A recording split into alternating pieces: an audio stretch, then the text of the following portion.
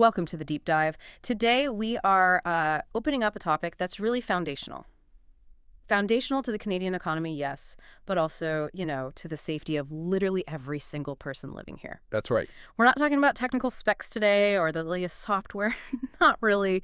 We're digging into the very definition, the core idea of what it means to actually hold a license, Right. as a professional engineer or geoscientist here in Canada. Exactly. Look, every technical career, it has specific requirements, sure. But a true profession, it operates under this unique binding agreement with society. An agreement. Yeah. If you strip away all the specialized knowledge, the fancy tools, the years and years of school, what's left? What remains is this fundamental moral and legal duty. That's what defines them. And this duty, it's what grants these fields their power, their autonomy, and this is a crucial part, the public's trust. Okay, so the premise here sounds really powerful then. What is that single, absolute, non-negotiable duty? The thing that underpins the whole legitimacy of professional practice in engineering and geoscience in Canada. Well, it's the commitment to apply all that specialized knowledge only in the service of society, always placing public safety above absolutely everything else. Above everything. Our mission today, really, is to provide a complete and thorough understanding of this whole concept, what the source material often calls the social contract. The social contract, okay. We're going to really detail the why behind some of the toughest ethical calls these professionals have to make. We'll explore the foundational principles that, govern their conduct in Canada. We want you to understand not just the rules on paper, but the real gravity of this obligation. And look, whether you're maybe an aspiring professional working towards your PE or PGO, maybe you're getting ready to tackle the National Professional Practice Exam, the NPPE. A big hurdle for many. Right. Or maybe you're just curious about how these really crucial self-regulating professions actually work to protect all of us. Well, this deep dive, it's your shortcut to really mastering those obligations. And hey, if you want more detailed insights, expert resources, all that targeted knowledge to really help you achieve success on the NPPE exam, seriously, hit that subscribe button right now. Join us. Okay, let's unpack this core concept then. Why do we treat engineers, geoscientists, doctors, lawyers, why do we treat them differently than, say, highly skilled tradespeople? Yeah. Or, business managers? They all need specialized training. Yeah, that's a great question. It really boils down to the magnitude of the consequence. The potential impact. Consequence. Technical competence, obviously, it's necessary. Of course it is. But professionalism, true professionalism, it goes way beyond just being technically good at something. Yeah. It's defined by the scope of control these roles have over public life and, crucially, public safety. Think about engineering and geoscience specifically. These professionals, they design, they manage, they evaluate the infrastructure, the resources, the things that fundamentally sustain our society. Right. They literally hold the keys to the built environment, how we manage our natural resources. Exactly. Think about it this way. If a highly skilled technician makes a mistake, the consequences are usually, contained. Maybe expensive, maybe inconvenient, but contained. Okay. But if a professional engineer signs off on a dam design that's flawed, or a geoscientist, maybe they misrepresent how stable a slope is near a major highway. Oh, wow. The potential for widespread catastrophe, loss of life, massive environmental damage, it's real, it's substantial.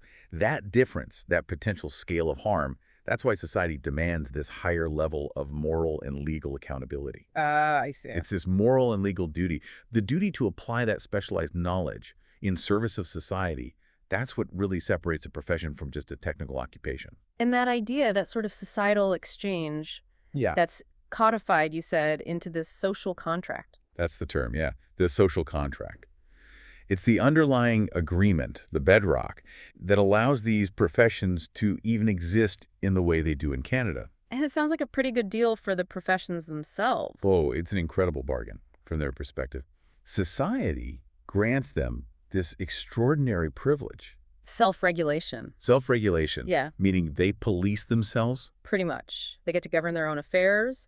They set the standards for who gets in. They dictate the guidelines for practice. They even manage their own disciplinary actions, all with fairly limited direct government oversight. Why? Why does society agree to that?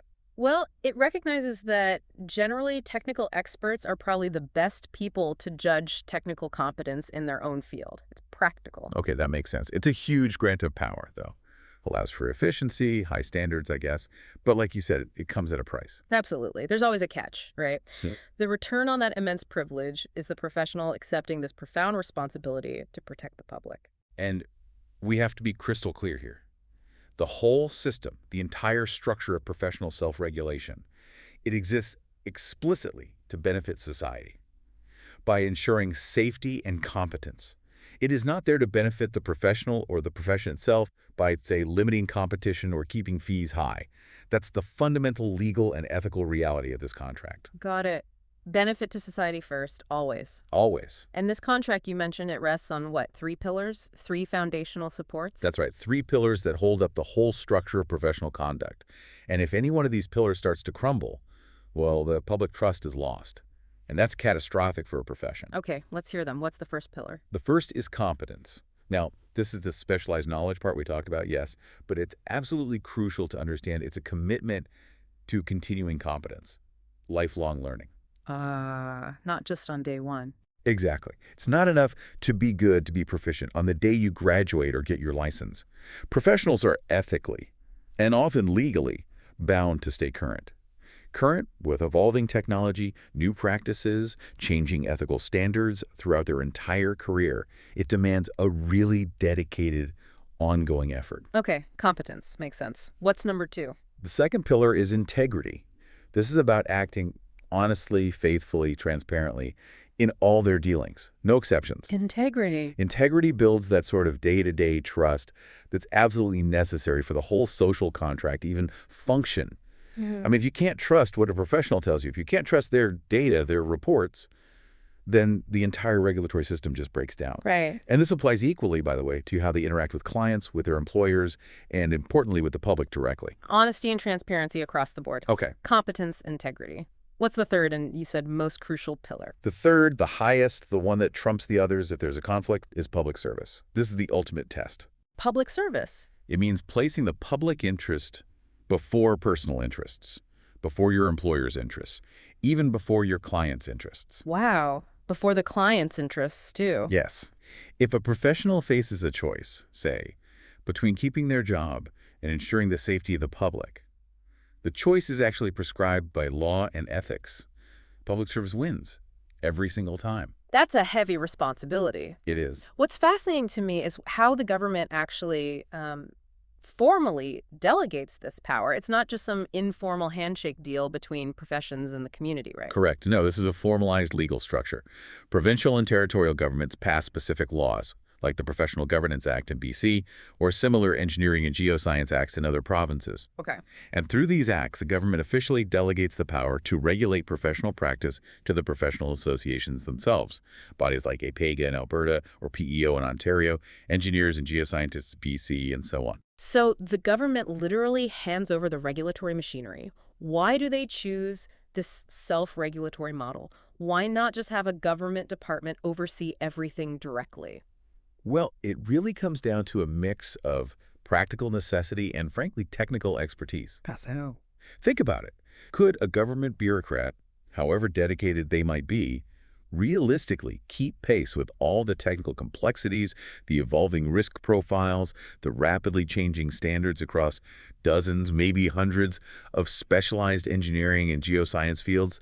It's just not feasible. Yeah, probably not. Too much specialization. Exactly. So the government essentially says, look, you know your field best. You understand the risks. So you manage those risks, set the standards, police your members. Yeah. But There's always a but. in exchange for this autonomy, this privilege, we, the government representing the public, will hold your entire profession strictly accountable for the results, accountable to the public. So it's delegated authority, but with serious strings attached. Very serious strings. This legal delegation is what allows the associations to ensure standardized entry requirements, to maintain competence among practicing members, often through mandatory continuing professional development programs. CPD. And, critically, it provides the legal teeth, the authority necessary to investigate misconduct and enforce discipline when the public interest is potentially compromised. Without that delegated authority, there'd just be, well, clubs. Okay, that makes the structure really clear. The why behind the duty, it's the price of self-regulation. Now, let's dig into the what. What does this paramount duty actually demand from a professional engineer or geoscientist in their day-to-day practice, Oh, on the ground, so to speak? this is where we hit the foundational rule, the single sentence that carries the entire weight of the profession on its shoulders. The one you mentioned earlier. Yes, it's a principle so fundamental, so core, that virtually every single professional code of ethics across Canada begins with some version of it. And that rule is, remind us again. A professional engineer or geoscientist shall hold paramount the safety, health, and welfare of the public. Paramount. Let's pause on that word again, because you emphasized it before. What does it truly mean in this context?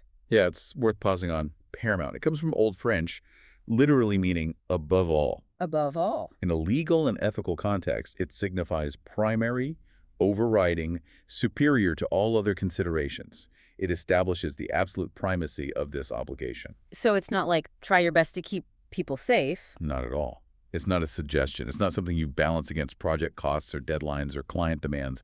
It is the non-negotiable top priority. Period. Their work, their decisions, their advice must not, under any circumstances, endanger people, property, or the environment. That single word really dictates the whole hierarchy of professional responsibility, doesn't it? We'll unpack that hierarchy fully in a bit. Exactly. But first, let's make this more concrete. What does this paramount duty actually look like in practice? How does it translate into action on a project site or in a, say, geological assessment report? Well, the source materials generally break it down into 4 key practical applications. These really show how comprehensive this duty is. Okay, 4 applications. What's the first? The first is the most direct, the most obvious one. Right. Protecting life, health, and safety in all professional activities. Right. Seems straightforward. Don't design collapsing bridges. Don't use toxic materials. Make sure construction is done properly. Basic safety. Exactly. That fundamental safety consideration that prevents immediate physical harm. That's baseline. Okay. What's the second application? Second, and this is an area where the interpretation of welfare of the public has really evolved and expanded significantly over the years, is ensuring robust environmental stewardship and sustainability. Ah, the environment. So it's not just about immediate human safety. Not anymore. Historically, maybe the focus was narrower, primarily on preventing direct harm to people. But today, the duty explicitly includes protecting the long-term health of the environment. It means responsible management of natural resources, thinking about ecological impacts, and increasingly mitigating climate change impacts in designs and practices. Was a huge expansion and a crucial one, I guess, given the scale of projects engineers and geoscientists work on. Mines, pipelines, dams, energy grids. Absolutely. Huh? These projects often have consequences that stretch out for decades, even centuries. They affect entire ecosystems, water systems, communities far beyond the immediate project footprint. So the environmental aspect is now seen as inseparable from public welfare. Completely inseparable. The professional must account for the impacts on waterways, soil stability, biodiversity, air quality, greenhouse gas emissions. All of it falls under their paramount duty to the public welfare. Okay, that's 2. Direct safety and environmental stewardship. What's the third application? The third application is upholding honesty and transparency when communicating. And importantly, communicating with all stakeholders. All stakeholders, so not just the client. Right. Clients, employers, regulatory agencies, the public itself. Misleading statements, even subtle omissions of inconvenient data, or just a general lack of candor about risks. These can directly compromise safety down the line. How so? Well, if decision makers or the public don't have accurate, unbiased information about potential hazards or limitations, they can't make informed choices. So there's a positive duty to be factual, to be objective, and to communicate risk clearly and accessibly. Okay, honesty and transparency in communication. That makes sense. Now the fourth one. You mentioned earlier this one can be particularly tough. Yes, the fourth application often demands the most ethical fortitude, the most courage. It's the active requirement to report unethical or unsafe practices that threaten public welfare. Ah, the whistleblowing aspect. Essentially, yes. But it's framed as a positive duty within the Code of Ethics. It moves the professional beyond just ensuring their own work is correct and safe. Right. It requires them to actively police the professional environment around them. That must be incredibly difficult because now you're potentially pitting yourself against your colleagues, maybe your boss, maybe even your client. It is often the hardest part. Yeah. It demands serious moral courage because it can force the professional to become this sort of internal guardian, pushing back against corporate pressures or client demands that might prioritize profit or speed or just reputation over public safety. So if they see something, they have to say something. Precisely. If they witness professional misconduct or negligence or maybe just sheer incompetence in others, and that conduct puts the public at risk, their duty to report that situation supersedes everything else. Supersedes loyalty to the company, any contractual non-disclosure agreement they might have signed, any fear for their own job or reputation. That moment, that decision to report or not, that's often where the social contract truly tests the individual professional's commitment. And what really stands out to me here, listening to all this, is the sheer scope of this duty. You mentioned it extends beyond just the immediate people involved. You even mentioned future generations. Yes, that's a critical aspect. The professional has to consider everyone who could potentially be affected by their work. This duty absolutely extends far beyond the immediate client or employer relationship. So how does that play out practically, considering future generations? Think about major long-term projects. When an engineer designs a facility for storing nuclear waste, for example. Right. That waste is dangerous for thousands of years. Exactly. Or when a geoscientist is evaluating the long-term stability of a massive tailings pond from a mine. Those can fail catastrophically decades later. Precisely. In those situations, they are making decisions, providing advice that will impact the safety and environment for people 50 years from now, 100 years, maybe even 500 years or more into the future. That's mind-boggling responsibility. It requires this profound sense of stewardship, a long-term perspective that really has to define their professional judgment. It's not just about the next quarterly report, it's about the next century. It really drives home the point, doesn't it? A professional license. It isn't just a certificate saying you're technically skilled. It's a solemn commitment. A commitment to be a steward of the environment, a guardian of public safety both now and for the future. That's the essence of it. Okay, it's relatively easy to agree with the principle of public safety when it's all abstract, right? When we're just talking theory. But here's the critical point, the real crux of the matter. What happens when that paramount duty to protect the public slams head-on into the cold, hard financial reality of a multi-million-dollar project or, the pressure of a tight deadline? Yeah, this is where the rubber meets the road, ethically speaking. Conflicts between protecting public welfare and serving the immediate interests of clients or employers. They aren't just possible, they are, frankly, inevitable in professional practice. It's just the nature of the beast. Budgets are always tight. Schedules are always demanding. And this is the absolute crucible, the crucial test of ethical professionalism. And the foundational principle must hold firm. The public interest always comes first, period. No exceptions, no balancing act. There is simply no ethical framework within professional engineering or geoscience that allows for balancing even a small risk to human life or significant environmental harm against saving money or meeting a deadline. The public safety is not a variable in a cost-benefit analysis. Okay, let's make this really concrete. Use the specific examples the source materials often provide to illustrate this tension. Okay, let's take the classic case. An engineer working on a large construction project, say a building or a processing facility. Mid-construction, they discover a significant structural safety issue, maybe a design flaw that was missed, or substandard materials were used by a contractor. Right, something serious. Ethical professionalism, mandated by the Code of Ethics, demands they report this issue immediately to their superiors, to the client, potentially even to regulatory authorities if necessary. And the consequences of doing that? Oh, they're immediate and usually severe for the project. Reporting it will almost certainly lead to a stop work order.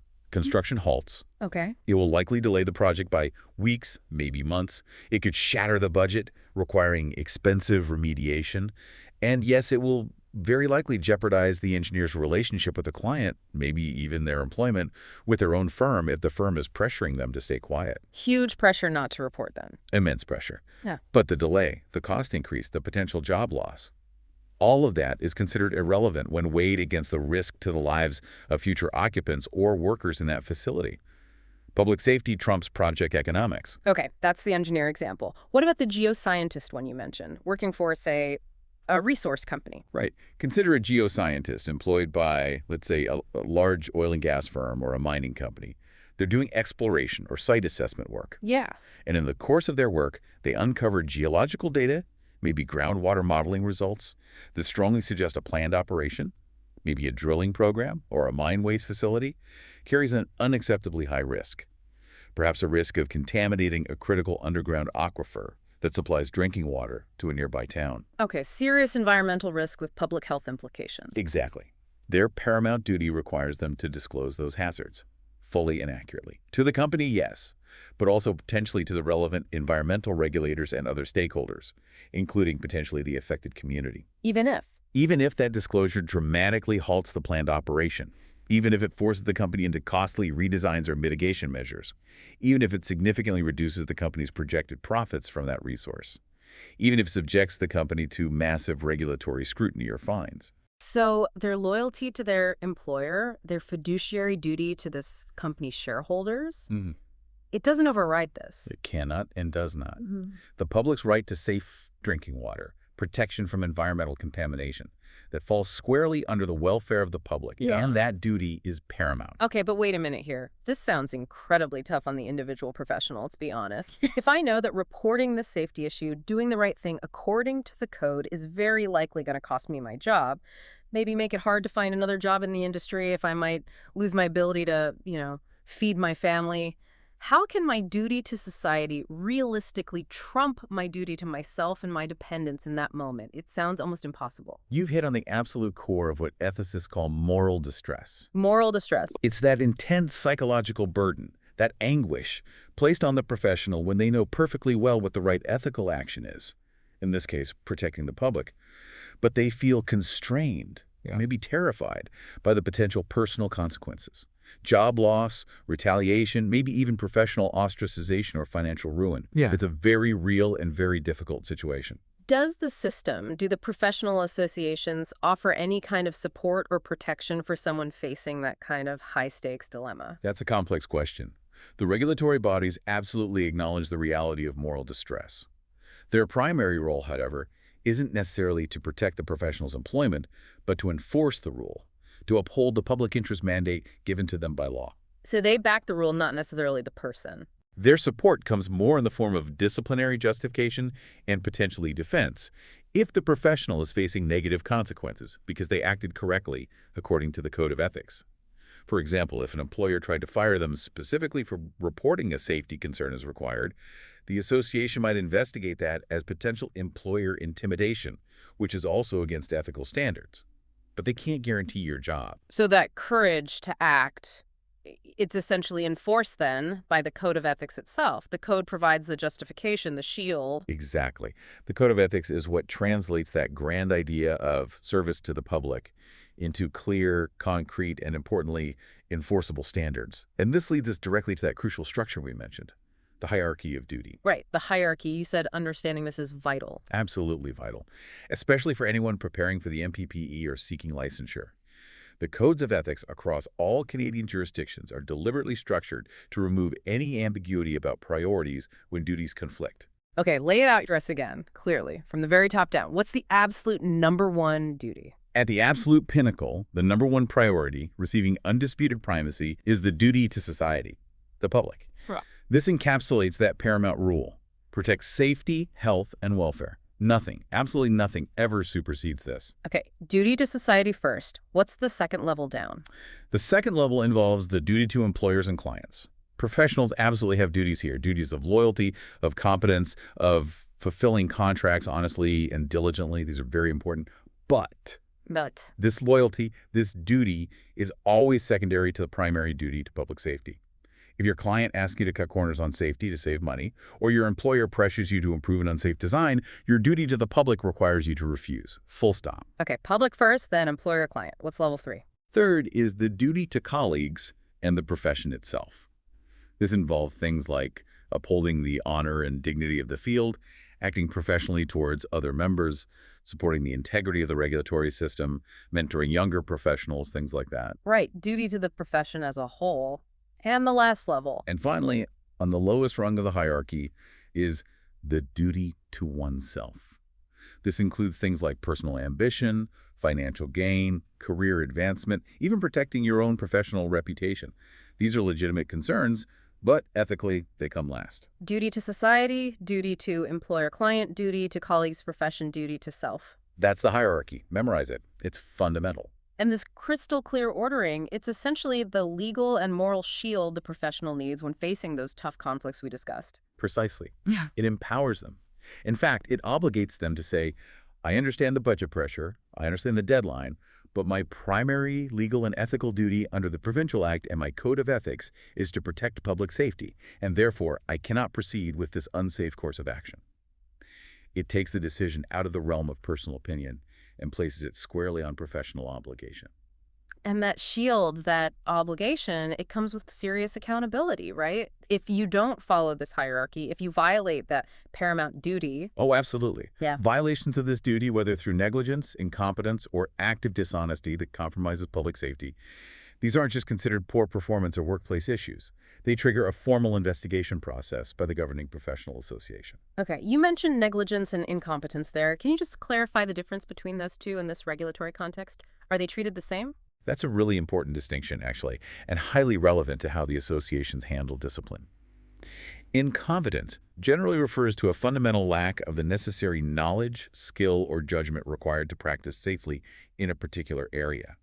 It's about capability. Maybe someone is practicing outside their area of expertise, or they just haven't kept up their skills. Okay, a lack of ability. Right. Negligence, on the other hand, is usually about a failure to exercise the reasonable degree of care and diligence expected of a professional in a specific situation, and that failure results in, or could result in, harm or unacceptable risk. It's more about carelessness, a lapse in attention, or a failure to act when action was required. It's an act or an omission. So one is about not having the skill, the other is about not using the skill properly. That's a good way to put it. Both are serious breaches of the paramount duty, because both can lead to public harm. Both will likely lead to disciplinary action. But the nature of the finding incompetence versus negligence might influence the specific penalties or remediation required. For incompetence, the focus might be on restricting practice or mandating retraining. For negligence, penalties might be more punitive, depending on the severity and consequences. Got it. That distinction is helpful. Now, to really grasp the sheer gravity of this hierarchy, this paramount duty, you mentioned we should look back at a historical case, the one that really forged the modern Canadian system. Yes. To truly understand why this duty is so absolute, we absolutely must talk about the Quebec Bridge collapse of 1907. Quebec Bridge. It was a defining moment, a devastating tragedy that essentially burned the principle of the paramount duty into the Canadian professional consciousness, particularly for engineers. Tell us what happened. Why is a collapse from over a century ago still so relevant to ethical behavior today? Well, the bridge, which was being built across the St. Lawrence River near Quebec City, was incredibly ambitious for its time. It was intended to be the longest cantilever bridge span in the entire world. Wow. A cutting-edge project. Very much so. But it suffered not one, but two catastrophic collapses during construction. The first, and most infamous, was in August 1907, and then a second failure occurred in 1916 during the erection of the replacement center span. Combined, these two events resulted in the tragic loss of 89 lives, mostly workers. 89 people. That's horrific. What went wrong? What did the investigation find? The Royal Commission investigation into the 1907 collapse was incredibly thorough. It found that the primary cause was fundamentally poor design calculations, specifically a massive underestimation of the bridge's own weight, the dead load. The actual weight of the steel was far greater than what the design assumptions allowed for. A basic calculation error on such a huge project. Effectively, yes, compounded by insufficient review and checking. But crucially, the investigation also highlighted major failures in project management and professional judgment. There was evidence that junior engineers on site had noticed alarming signs structural members beginning to buckle or deform under the increasing load as construction progressed. They saw the warning signs. Yes, they raised concerns. But senior engineering personnel, including the consulting engineer Theodore Cooper, who was highly respected, but working remotely from New York and perhaps didn't grasp the urgency. Well, they were under intense pressure to meet schedules, pressure to stay within budget. These warnings from the field were either ignored, downplayed, or not acted upon quickly enough. So they prioritized the schedule and maybe the budget over the clear physical evidence of danger. That's precisely what the commission concluded. There was a clear reluctance, particularly at senior levels, to halt work and reassess when confronted with evidence that contradicted the original design assumptions. Loyalty seemed to be more towards the project's momentum, the schedule, perhaps even professional pride, rather than to the stark reality of the physical stresses on the structure and the safety of the workers. It was a direct, catastrophic failure of what we now call the paramount duty to public safety. And that failure, that loss of 89 lives, that became the catalyst. It became the undeniable, tragic catalyst for establishing the modern system of self-regulation for engineering in Canada, with the paramount duty to the public enshrined at its very core. It established beyond any doubt that the professionals' ultimate allegiance, their primary moral and legal obligation, must be to the public safety and welfare above all other concerns. It's quite powerful, actually, to think about that. A single terrible failure over 100 years ago still fundamentally dictates the core ethical responsibility of every single engineer and geoscientist practicing in Canada today. It's not just history. It's the living foundation of their entire ethical existence as professionals. It's why the rules are the way they are. Okay, that historical context, the Quebec Bridge tragedy, it really grounds this paramount duty in something much deeper than just, government regulations or bureaucratic rules. It makes it clear that this idea of professional service, serving the public, it's actually rooted in centuries of moral philosophy, doesn't it? That's absolutely right. The professional duty to the public isn't just some arbitrary set of rules someone cooked up. It's really a formal, codified expression of some very deep-seated moral mandates that philosophers have grappled with for millennia. So the Code of Ethics isn't just a legal document, it's also a philosophical one. In a very real sense, yes. There are at least 4 major ethical frameworks that provide the sort of intellectual and moral muscle behind the specific rules you find in the codes of ethics. Understanding these helps you see why the rules are what they are. Okay, let's spend a little time on these. This sounds important for understanding the why. What's the first ethical framework you mentioned? The first one is utilitarianism. This is probably the most well-known one, often associated with philosophers like Bentham and Mill. Right, the greatest good for the greatest number. Exactly. Utilitarianism requires acting in a way that maximizes the overall good, or happiness, or benefit for the largest number of people affected by the action. How does that apply to an engineer or geoscientist? Well, in a professional context, it means their decisions about designs, about recommendations, about risk assessment must aim to maximize the overall benefit and safety for the community as a whole. For instance, when they're selecting a site or setting design standards for critical public infrastructure, maybe a water treatment plant or a hospital or flood defenses, Yeah. utilitarianism would compel them to choose the option that provides the highest safety margin, the greatest long-term reliability, and the greatest net benefit to the most people, even if a cheaper or faster option exists that might benefit the immediate client or save the government money in the short term. The greatest good for the community outweighs the immediate cost saving for a few. Okay, so utilitarianism focuses on the outcome, the consequences for the group. What's the second framework? The second is deontological ethics, or duty-based ethics. This is most famously associated with Immanuel Kant. Kant. Okay, what's the core idea here? Deontology argues that actions are morally right or wrong based on whether they adhere to certain moral rules or duties, regardless of the consequences. The focus is on the act itself, not the outcome. So it's about following the rule because it's the rule. Pretty much. From a deontological perspective, our engineer discovering the flaw in the bridge design halts the project simply because it is their moral duty to protect the public. It's the right thing to do based on the rule protect public safety. They don't necessarily need to calculate the potential cost of a collapse versus the cost of delay like a utilitarian might. The action of reporting the flaw is the moral imperative, fulfilling their duty, irrespective of the personal sacrifice or external pressures involved. They act out of obligation, not based on a calculation of consequences. Interesting contrast. Duty versus outcome. Okay, what's the third ethical perspective? Then we have virtue ethics. This approach goes back to ancient philosophers like Aristotle. Virtue ethics. Virtue ethics shifts the focus away from either the consequences, like utilitarianism, or the rules, like deontology, and instead concentrates on the character of the moral agent, the person acting. So it's about being a good person. Essentially, yes. It asks, what kind of person should I be? It emphasizes cultivating virtuous character traits, things like honesty, courage, integrity, fairness, responsibility, compassion. How does that connect to professional duty? Well, a true professional, from a virtue ethics standpoint, doesn't just follow the rules in the Code of Ethics to avoid getting disciplined. They strive to embody the virtues that are necessary to genuinely serve and protect the public trust. They are honest because they are an honest person.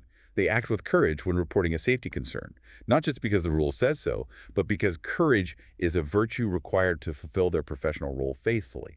It's about developing the right moral character. Okay, character is key. And the fourth framework. The fourth major perspective is justice ethics. This focuses on principles of fairness, equity, equality, and respect for the rights of all stakeholders involved.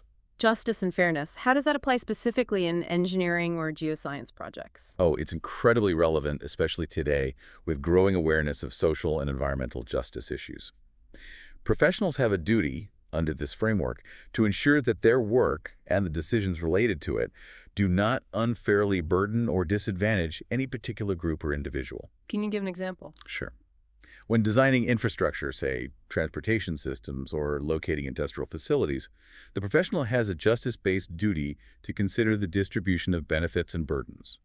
Does the project provide equitable access to essential services like clean water infrastructure or reliable power for all communities? Or does it disproportionately expose certain communities, often marginalized or low-income ones, to environmental hazards like pollution or noise? Ah, right. Preventing unfair impacts. Exactly. They have an ethical obligation to advocate for fairness in how resources are allocated and how risks and hazards are mitigated, ensuring that the project respects the rights and dignity of everyone affected. Utilitarianism, deontology, virtue ethics, justice ethics. When you look at those four together, it really paints a rich picture. It becomes clear that the Code of Ethics isn't just a dry rule book. It's really the formal, technical blueprint for enacting these profound moral obligations in a professional context. That's a great way to put it. The code operationalizes these ethical principles into specific, actionable duties. And these blueprints, these codes, they're actively enforced, as we discussed, by those professional associations, the APIGAs and PEOs of the world. Yes, they act as the designated guardians of the public interest, mandated by provincial and territorial law to do so. If you look at the legislation that creates these associations, their primary stated objective, often right in the first few sections, is consistently something like to protect the public by regulating the practice of engineering and geoscience. That is their core legal reason for existing. Their driving purpose. And how exactly do they execute that protection mandate when it comes to enforcement? If someone suspects a professional has violated that paramount duty. Well, it's typically a rigorous, multi-step process designed to be fair and thorough, protecting both the public and the rights of the accused professional. It usually starts when a complaint is filed. By anyone. Often by a member of the public, another professional, sometimes a client or employer, or even initiated by the association itself, if they become aware of potential misconduct. The complaint usually alleges some form of professional misconduct, negligence, or incompetence, often stemming directly from a perceived breach of that paramount duty to the public. Okay, a complaint comes in. What happens next? The association typically has an investigative committee, or staff investigators, who will look into the complaint. They gather evidence, project documents, reports, emails, witness statements. They'll review the relevant standards of practice and the Code of Ethics. They usually interview the person who made the complaint and the professional who is the subject of the complaint. Sounds pretty thorough, like a legal investigation. It is, in many ways. Yeah. It has to be fair and evidence-based. What happens if that initial investigation finds there might be substance to the complaint, that there's enough evidence to suggest a potential violation? If the investigative committee determines there is sufficient evidence of possible professional misconduct or incompetence, the matter usually proceeds to a formal disciplinary hearing. A hearing, like a trial. It's often described as quasi-judicial. It's a formal process. The professional is formally charged with specific violations of the Code of Ethics or the Provincial Act. They have the right to legal counsel, to present evidence in their defense, to cross-examine witnesses. The hearing is typically conducted before a disciplinary committee. Who sits on that committee? It's usually comprised of senior professional peers, experienced engineers or geoscientists, and often includes one or more appointed lay members representing the public interest to ensure community perspective.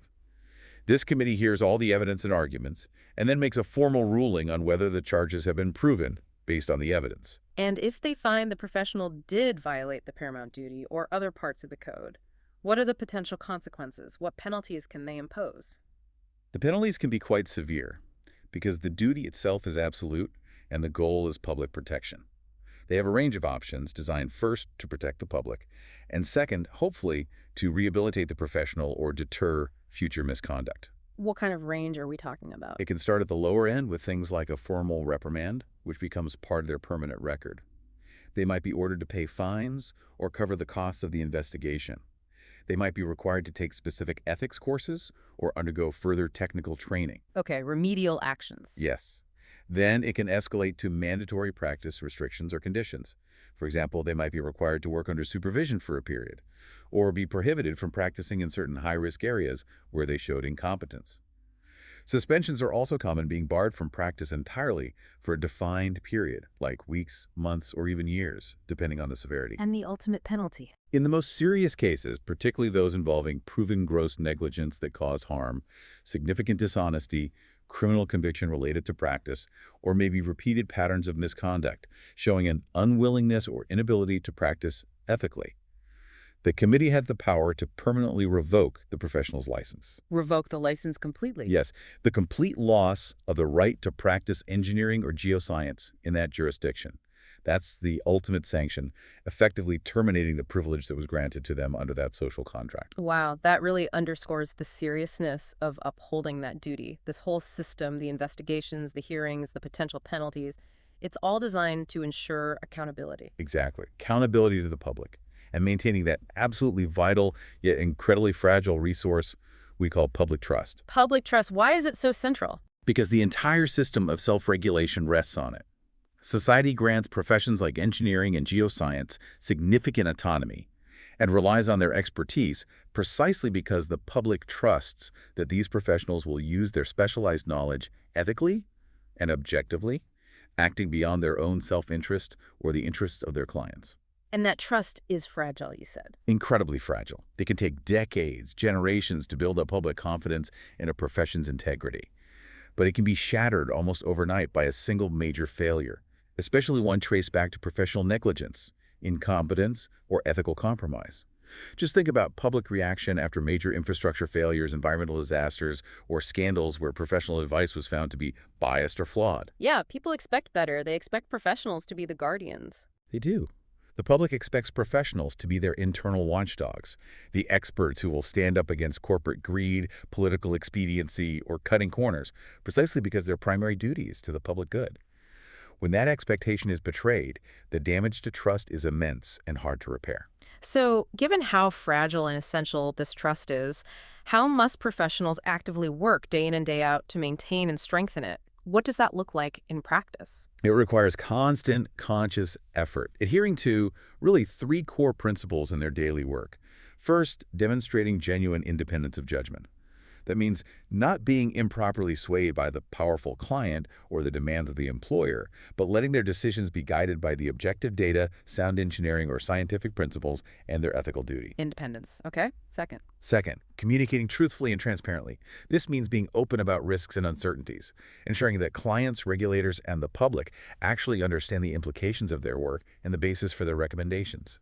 No hiding inconvenient truths. Truthful communication. And third, actively avoiding any action or even the appearance of any action that could mislead others, endanger public safety or the environment, or compromise their professional integrity. It's about consistently demonstrating that their commitment to the public good is unwavering. so independence, truthfulness, and avoiding harm. Fundamentally, yes, the integrity and the very honor of the entire profession ultimately rest on every single member's visible, daily commitment to upholding that paramount duty to serve the public interest. It's a collective responsibility built on individual actions. And this very strong commitment we see in Canada, it isn't just a local thing, is it? Is this standard recognized internationally? Oh, absolutely. Canada's rigorous approach to professional regulation and its strong emphasis on ethical conduct and public service are generally very well regarded internationally. Canadian licensed engineers and geoscientists often find their credentials and ethical standing are respected globally. Are there international organizations that promote similar principles? Yes, definitely. For instance, organizations like the Association of Consulting Engineering Companies, Canada, ACEC, work closely with international bodies like FED, the International Federation of Consulting Engineers. These global organizations promote very similar core principles for professional conduct worldwide, emphasizing professional responsibility, maintaining competence, acting with integrity and fairness, and increasingly, promoting sustainable development practices as part of the engineer's global duty. So the fundamental idea that the professional's primary duty is to safeguard the public and the environment really transcends national borders. It does.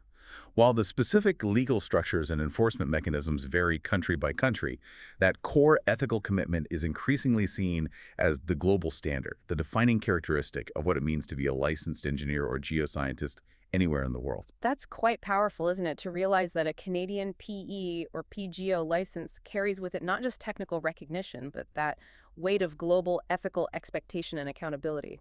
It absolutely does. It's part of what makes it a true profession. Yeah. Hashtag tag tag outro. So to kind of wrap up this really extensive deep dive today, let's quickly recap the core points. Professionalism, true professionalism.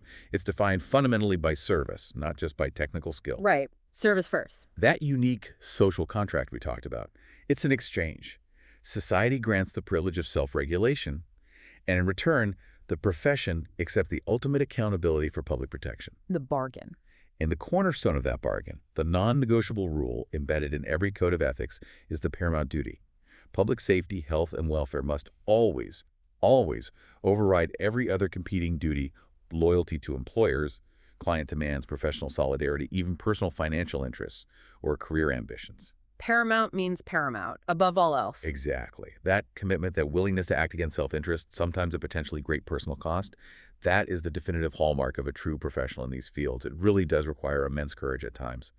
It really does. Yeah. And that leads perfectly into a final provocative thought for you, our listener, to maybe mull over based on everything we've explored today. Mhm. If the honor, the integrity, the very legitimacy of these crucial professions depend entirely on every single member's unwavering commitment to serve society above all else, and yet we know that professionals can face severe consequences, including financial penalties, career damage, even job loss for upholding that duty in high-pressure situations.